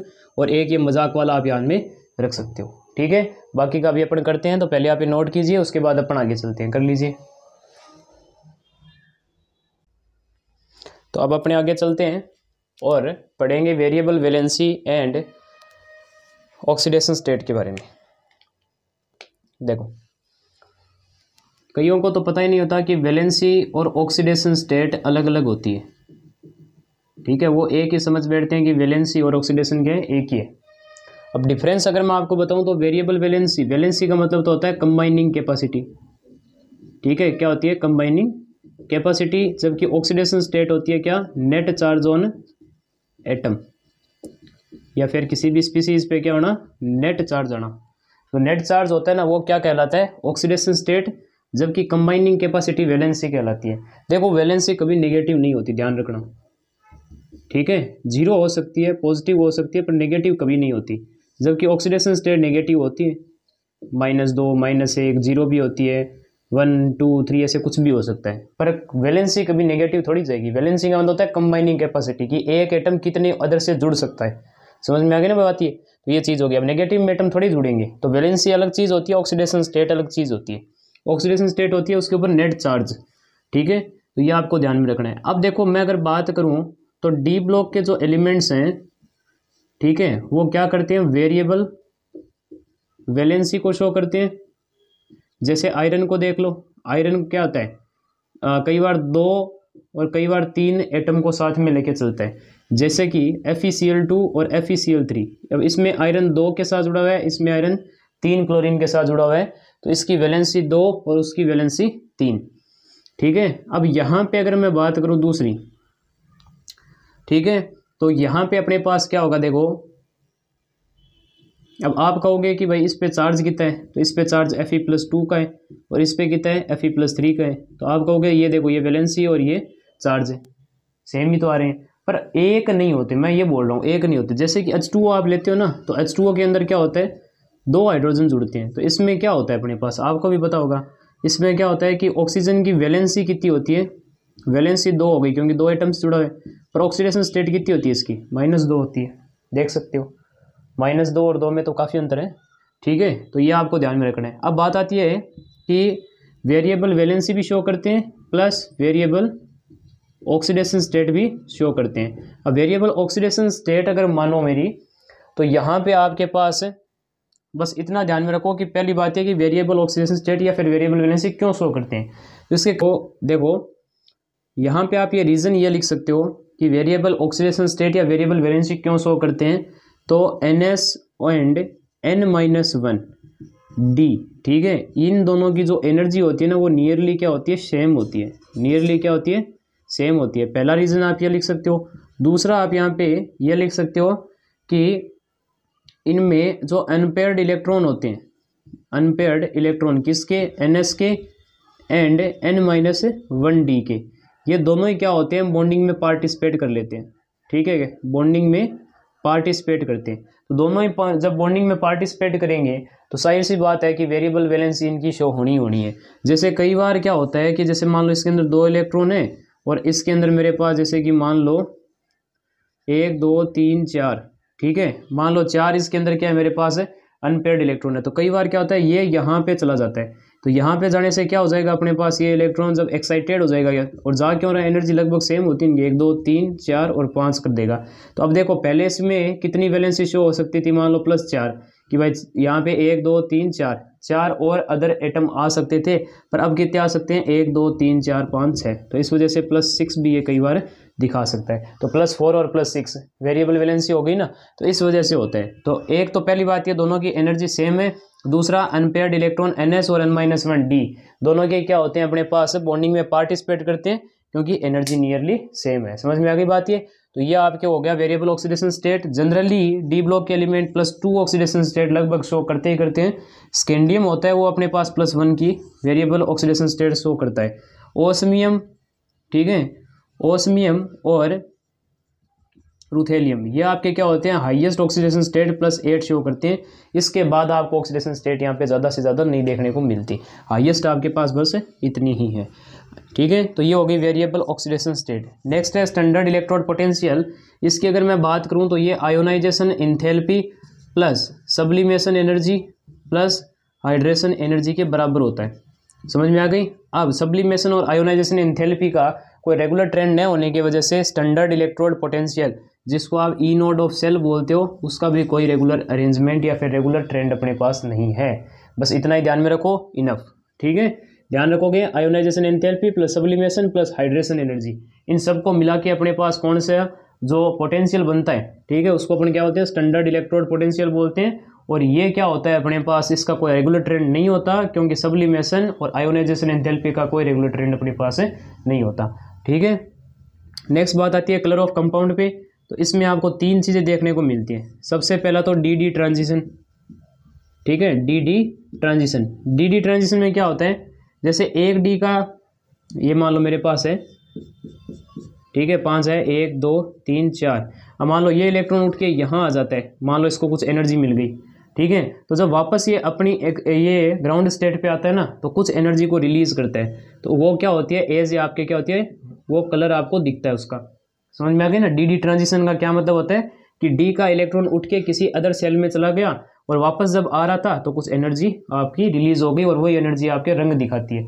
समझ में आ गई। वही क्या होता है आपके डी ट्रांजिशन की वजह से कंपाउंड क्या होते हैं, कलर्ड होते हैं।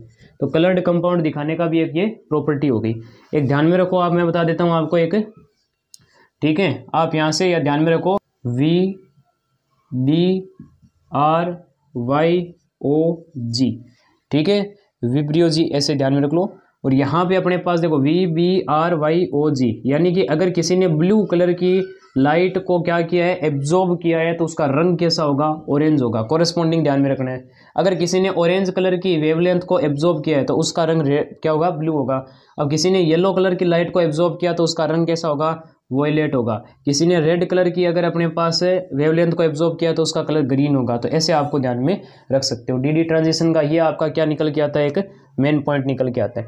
एक बात ध्यान में रखना कि D0 और D10 अगर किसी का इलेक्ट्रॉनिक कॉन्फ़िगरेशन लास्ट में ये आ रहा है ना, तो वो कैसे होते हैं, वो कलरलेस कंपाउंड बनाते हैं। कैसे कंपाउंड बनाएंगे, कलरलेस कंपाउंड बनाते हैं। तो एक तो कारण हो गया डी ट्रांजिशन, और दूसरा होता है अपने पास कौन सा, हाँ, दूसरा अपने पास आप यहाँ पे देख सकते हो जो कि होता है अपने पास चार्ज ट्रांसफ़र। देखो चार्ज ट्रांसफ़र भी एक क्या होता है अपने पास कलर जो दिखाते हैं ना कंपाउंड, उसका एक आप रीज़न दे सकते हो। चार्ज ट्रांसफ़र कैसे, जैसे कि मान लो मेरे पास KMnO4 है।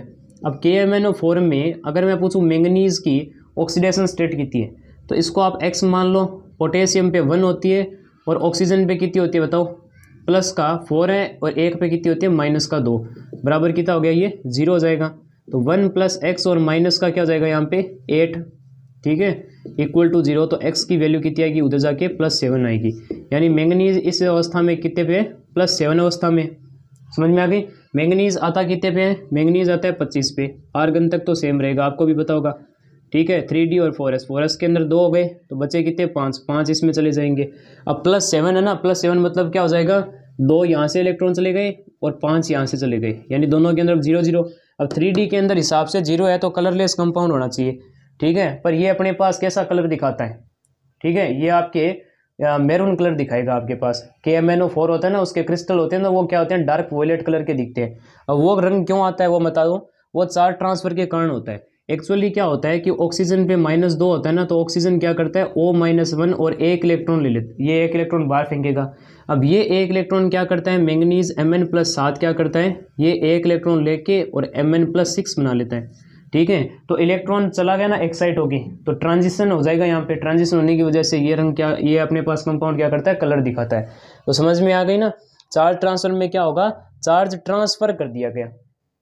चार्ज ट्रांसफर होते ही देखो चार्ज जैसे ट्रांसफर कर, देखो यहाँ पे मैंगनीज में D के अंदर 0 इलेक्ट्रॉन थे। D के अंदर 0 इलेक्ट्रॉन होने से इसका रंग हालांकि कलरलेस होना चाहिए, पर नहीं होता, डार्क वॉयलेट कलर होता है। क्यों होता है, चार्ज ट्रांसफर की वजह से होता है। कैसे होता है कि ऑक्सीजन O-2 होता है ना, वो O-1 और 1 इलेक्ट्रॉन बाहर फेंकता है, वही 1 इलेक्ट्रॉन क्या करता है, किसके पास ट्रांसफर हो जाता है, मैंगनीज में। और उसी वजह से क्या होता है, अब जैसे ही 1 इलेक्ट्रॉन आएगा D के अंदर, भाई 1 इलेक्ट्रॉन D के अंदर जैसे ही आएगा तो वो एक्साइट होता रहेगा ना, जैसे उसको एनर्जी मिलेगी तो एक्साइट होगा, उसके अंदर भी DD ट्रांजिशन स्टार्ट हो जाएगा और वो रंग दिखाना शुरू कर देगा। तीसरा आप यहाँ पे मान सकते हो परसेंटेज ऑफ कोवेलेंट करेक्टर। देखो परसेंट ऑफ कोवेलेंट जो करेक्टर होता है ना, वो अपने पास क्या होता है, डायरेक्टली प्रोपोर्शनल होता है किसके, कलर इम्पार्टिंग नेचर के, कलर इम्पार्टिंग नेचर। यानी कि जितना ज़्यादा परसेंट ऑफ कोवेलेंट करेक्टर होगा उतना ही ज़्यादा उसका कलर इम्पार्टिंग नेचर होगा, यानी गहरा रंग होगा।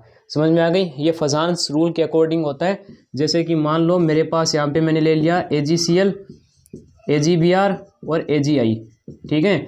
अब इसमें Ag तो सेम है, क्लोरीन, ब्रोमीन और आयोडीन, इसके ऊपर चार्ज सेम है, पर क्लोरीन का साइज, ब्रोमीन और आयोडीन का साइज बड़ा होता है। साइज बड़ा होगा तो पोलराइजेशन ज़्यादा होगा, तो कोवेलेंट कैरेक्टर ज़्यादा आएगा, ठीक है। तो AgI का कोवेलेंट कैरेक्टर ज़्यादा होता है, तो इस वजह से क्या हो जाएगा, AgI का रंग गहरा होता है। आपने भी देखा होगा AgCl वाइट कलर का दिखता है, AgBr क्या होता है, पेल येलो होता है, यानी थोड़ा हल्का पीला हो गया, और ये क्या होता है अपने पास येलो कलर का होता है। तो देखो गहरा रंग बढ़ता जा रहा है, ठीक है। तो रंग का एक आप ये भी कारण बता सकते हैं। तो रंग के 3 कारण हो गए, DD ट्रांजिशन, इलेक्ट्रॉन अपने स्टेट के अंदर था, जैसे एनर्जी मिली एक्साइट हो गया, और जब वापस अपनी पोजीशन पे आता है तो उस समय पे कुछ वो क्या करता है, वेवलेंथ को बाहर निकालता है, और वही वेवलेंथ आपके पास क्या होती है, एज ए कलर दिखती है। तो इसको DD ट्रांजिशन बोलते हैं। समझ में आ गई। D0 और D10 कलरलेस कंपाउंड होंगे। दूसरा हो गया चार्ज ट्रांसफर, ठीक है। चार्ज ट्रांसफर में अपने पास क्या होता है, चार्ज के ट्रांसफर के कारण, ठीक है भाई, मेटल के D ऑर्बिटल के अंदर क्या होता है, चार्ज ट्रांसफर हो जाता है, इलेक्ट्रॉन ट्रांसफर होता है, फिर वही इलेक्ट्रॉन DD ट्रांजिशन करके कलर दिखा देता है। फिर तीसरा परसेंट ऑफ कोवेलेंट करेक्टर, जितना कोवेलेंट करेक्टर ज़्यादा होगा और कलर इम्पार्टिंग नेचर ज़्यादा होगा, यह आपने फजान्स रूल के अकॉर्डिंग देखा होगा। तो ये हो गया कलर ऑफ कंपाउंड। अब अगर मैं बात करूँ,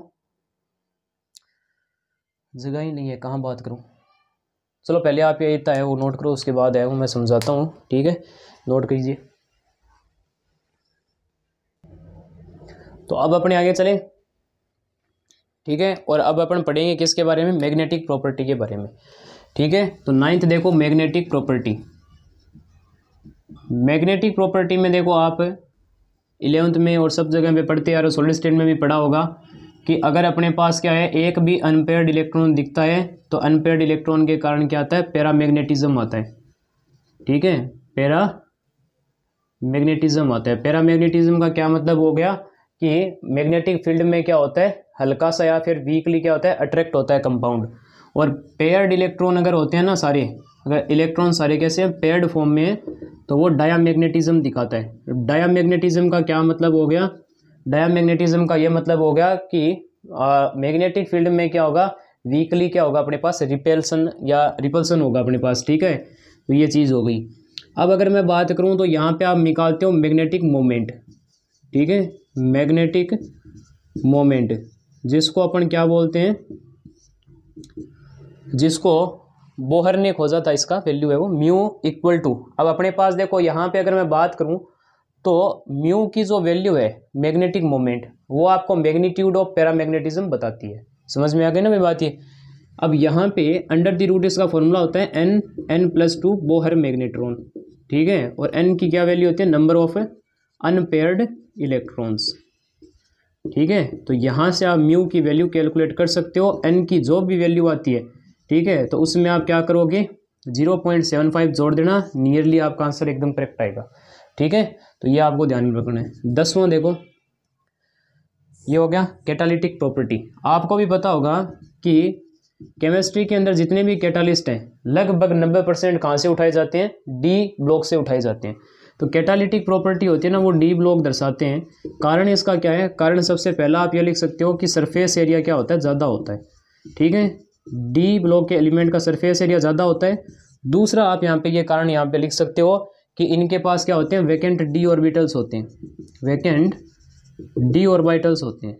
तीसरा आप यहाँ पे ये लिख सकते हैं कि इनकी क्या होती है, वेरिएबल वैलेंसी होती है।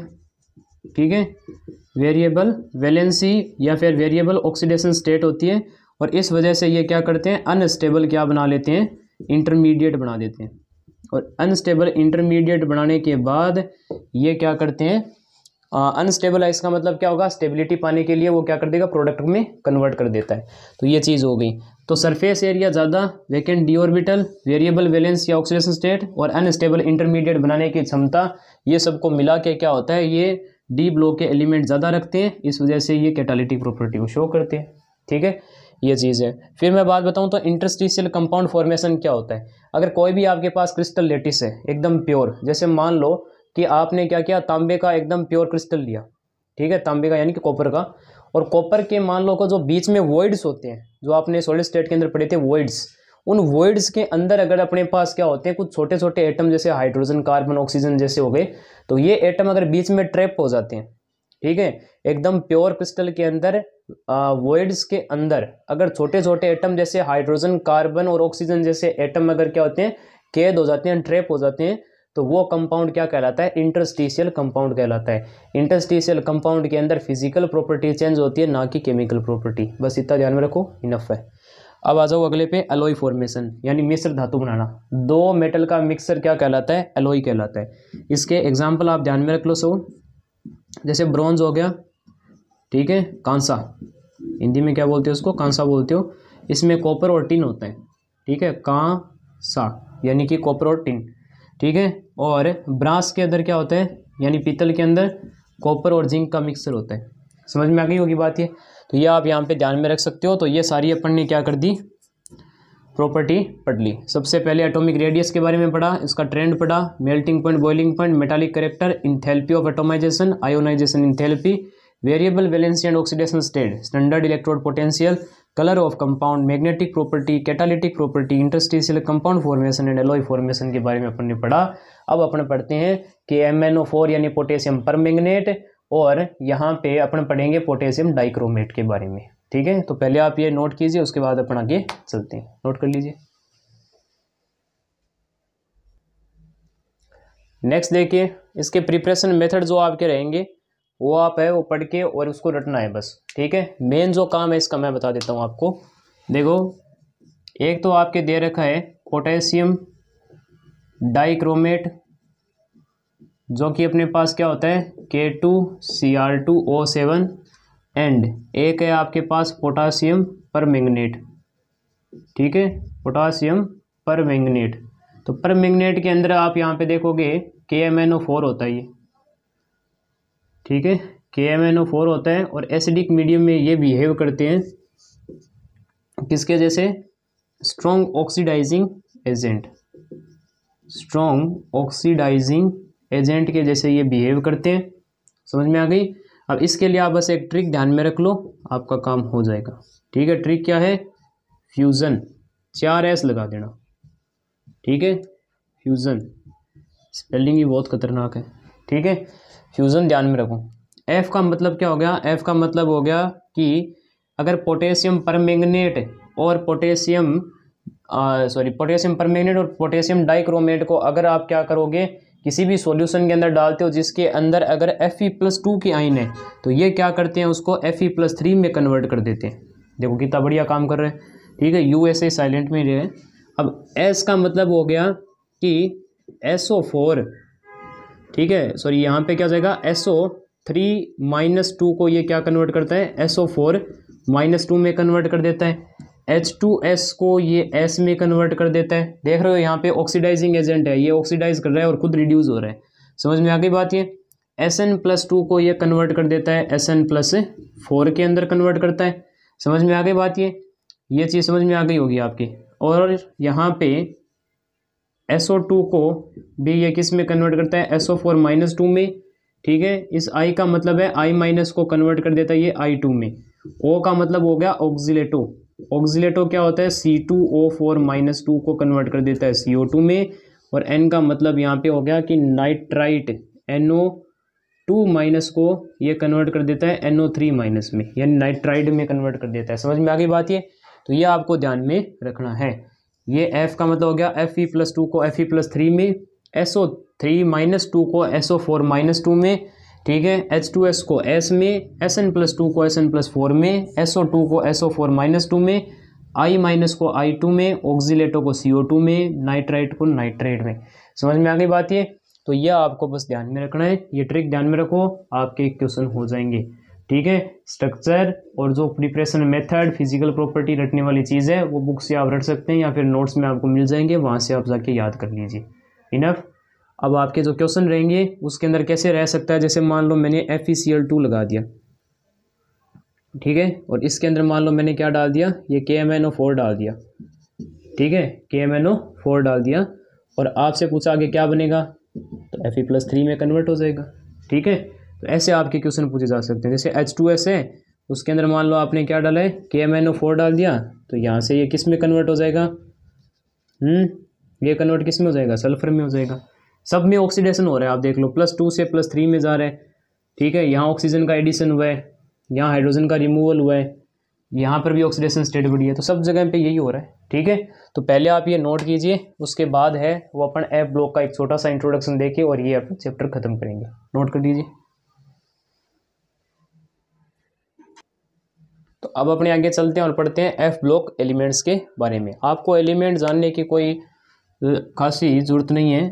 ठीक है, बस आप यहाँ पे क्या ध्यान में रखो, कुछ बेसिक इंट्रोडक्शन आप ले लो F ब्लॉक एलिमेंट्स का।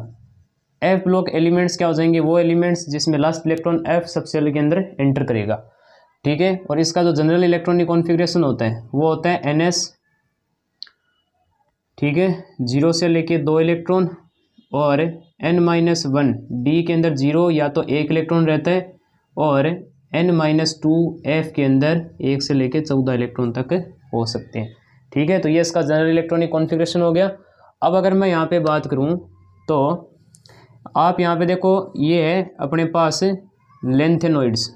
ठीक है, ये लेंथेनॉइड्स हैं, यानी कि फर्स्ट F ब्लॉक की सीरीज़। और ये अपने पास क्या हो जाएगी, एक्टिनॉइड्स हो जाएंगे, और एक्टिनॉइड्स जो होंगे अपने पास, ठीक है, ये 89 से लेके और अपने पास 103 तक है, और ये लेंथेनॉइड से लेके और लुटीनियम तक है 57 से लेके 71 तक। ठीक है, और वो लॉरेंशियम तक है, कहाँ तक है, 103 तक। समझ में आ गई बात।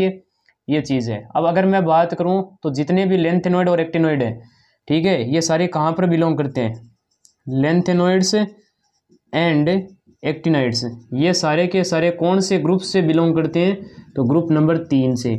तो ध्यान रखोगे इन सब का ग्रुप क्या है, 3 है, तीसरे ग्रुप में आते हैं सारे के सारे, ऑल टोटल। समझ में आ गई बात। ये है। अब इन एलिमेंट को आप याद कैसे कर सकते हो, तो यहाँ से तो देखो लेंथेनम तो आप ध्यान में रखिए, रखो, और सीजियम से आप यहाँ पे ऐसे याद रख सकते हो कि सीने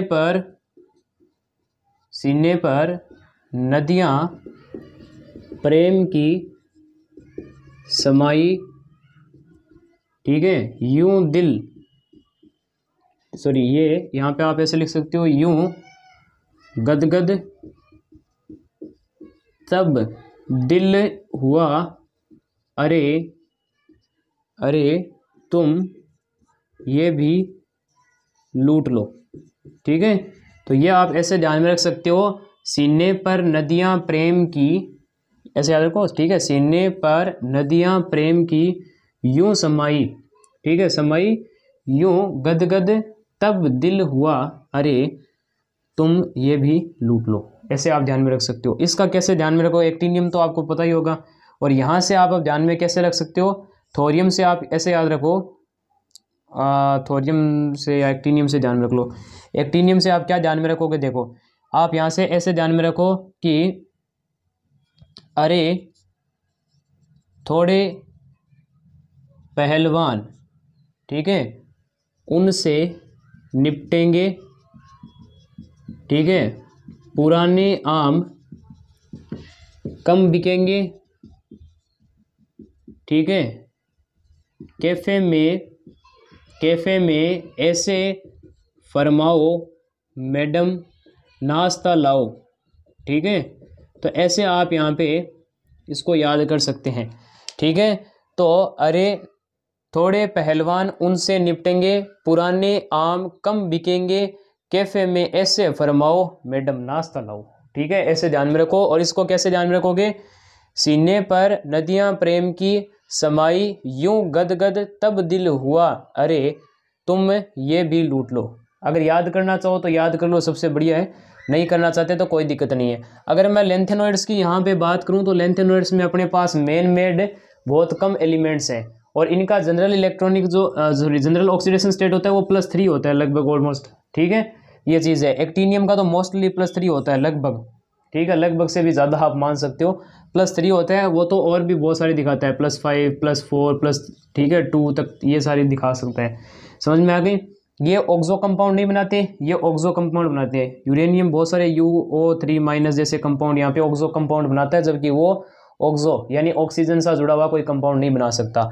ठीक है, एक्टिनोइड्स हैं वो अपने पास रेडियो एक्टिव एलिमेंट्स हैं, रेडियो एक्टिव एलिमेंट्स अपने पास है, जबकि इसके अंदर रेडियो एक्टिव एलिमेंट्स लगभग आपको यहाँ पे न के बराबर दिखेंगे। ठीक है, हाँ, एक PM है वो आप यहाँ पे मान सकते हो, ये एक रेडियो एक्टिव होता है। अब अगर मैं आगे बताऊँ आपको, तो आप एक दो बातों का और यहाँ पे ध्यान रख सकते हो कि यहाँ पे आपको पता है कि जैसे मान लो मैंने ये लेंथेनॉइड का मान लो एक हाइड्रोक्साइड बना लिया, लेंथेनॉइड का क्या किया, एक हाइड्रोक्साइड बनाया, और मैं इसको लेके जा रहा हूँ कहाँ पे, ये मान लो मैंने ले लिया ल्यूटीनियम हाइड्रोक्साइड तक। ठीक है, तो यहाँ से इस तरफ जाने पे क्या हो रहा है, साइज डिक्रीज हो रहा है, साइज डिक्रीज होगा। ठीक है, साइज यहाँ पे क्या होगा, डिक्रीज होगा, लेंथेनॉइड कॉन्ट्रैक्शन लगेगा। ठीक है, किस वजह से, शील्डिंग इफेक्ट की वजह से। तो यहाँ पे ये हाइड्रोक्साइड है वो बाहर नहीं निकल पाएंगे, तो जैसे जैसे धीरे धीरे जाओगे साइज डिक्रीज होता जाएगा, तो अट्रैक्शन ज़्यादा हो जाएगा OH की तरफ, और यहाँ पे OH बाहर नहीं निकल सकता। इसका मतलब यहाँ पे बेसिक स्ट्रेंथ क्या हो जाती है, इनकी बेसिक स्ट्रेंथ क्या हो जाएगी, इनकी डिक्रीज हो जाती है, जबकि इनकी बेसिक स्ट्रेंथ क्या होती है, कुछ उनसे ज़्यादा ही होती है, एक्टिनाइड से ज़्यादा होती है। समझ में आ गई होगी ये बात। ठीक है, अब अपने पास अगर बात करूँ तो इनमें तो लगभग सारे क्या radio active and man made है, जबकि ऊपर वाले क्या होते हैं अपने पास यहाँ पे नेचर के अंदर भी पाए जाते हैं। तो ये सारा आपने पढ़ लिया D एंड F ब्लॉक, और अब अपने ये लेक्चर समाप्त करते हैं, और नेक्स्ट लेक्चर जल्दी आएगा, तब तक के लिए पढ़ाई करते रहें। जय राजस्थान।